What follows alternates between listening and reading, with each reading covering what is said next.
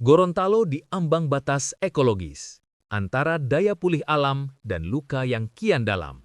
Ketika Provinsi Gorontalo memasuki siklus perencanaan pembangunan 2025-2029, sebuah kenyataan ilmiah berdiri tegak di depan mata.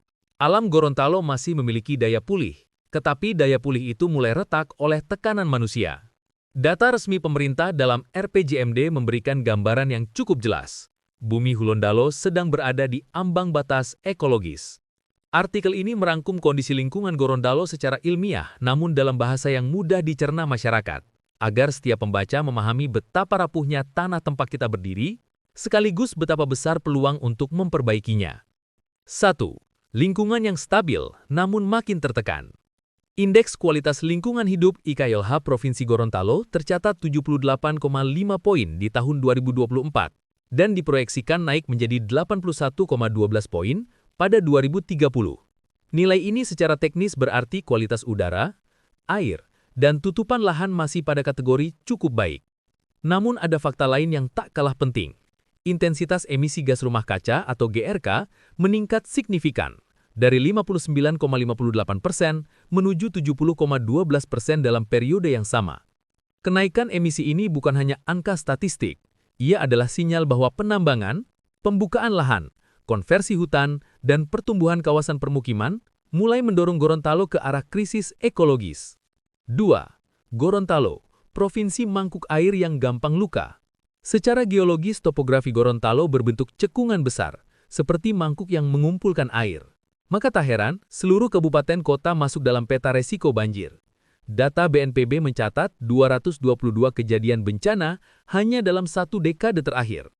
Indeks Risiko Bencana 2024, 113,91 poin, kategori sedang menuju tinggi. 2030 ditargetkan turun ke 96,18 poin. Namun penurunan angka target bukan jaminan penurunan resiko, sebab faktor penyebabnya semakin kuat. Berkurangnya tajuk hutan, erosi daerah aliran sungai, aktivitas tambang ilegal, sedimentasi sungai, perubahan pola hujan akibat pemanasan global. Setiap hujan deras kini membawa ancaman, bukan hanya kesegaran. 3. Air bersih tinggi, sanitasi rendah, ketimpangan yang mengancam. Satu ironi besar muncul dari data lingkungan Gorontalo. Akses air minum layak sudah mencapai 96%, tetapi sanitasi aman hanya 4,28%. Perbandingan ini sangat mengkhawatirkan.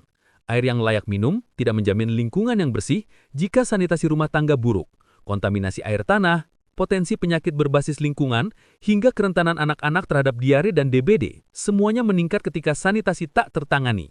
Dalam konteks ini, aktivitas PTI, penambangan emas tanpa izin yang merusak bak induk PDAM di Mananggu dan wilayah lainnya, menjadi ancaman yang bukan hanya ekologis, tetapi juga kesehatan publik. 4.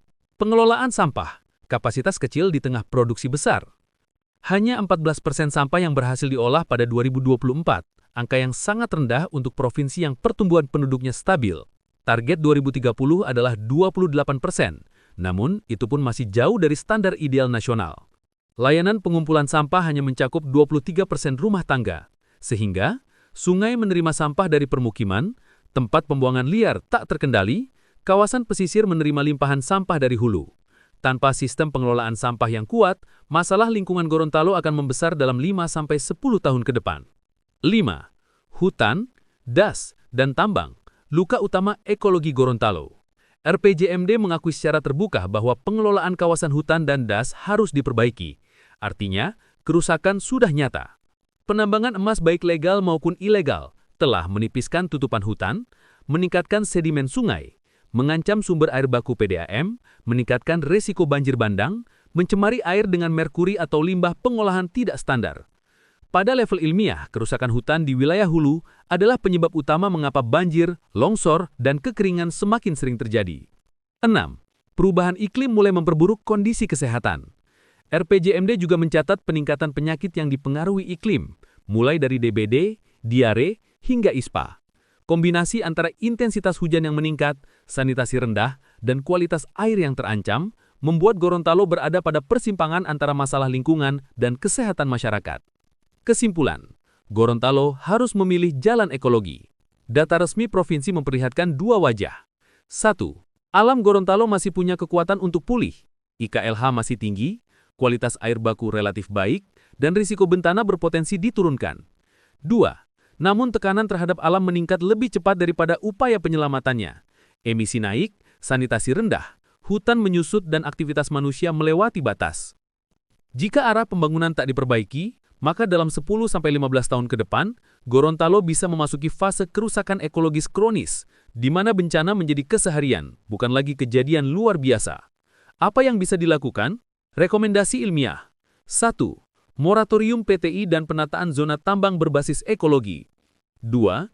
Restorasi das skala besar di Bone Bolango, Randangan, Limboto, dan Botomoito. 3. Program sanitasi aman menyasar desa-desa rawan air tanah. 4. Penguatan KPH dan patroli deforestasi. 5. Sistem persampahan yang terintegrasi dengan pola 3R, reduce, reuse, dan recycle. 6. Edukasi lingkungan berbasis komunitas dan sekolah.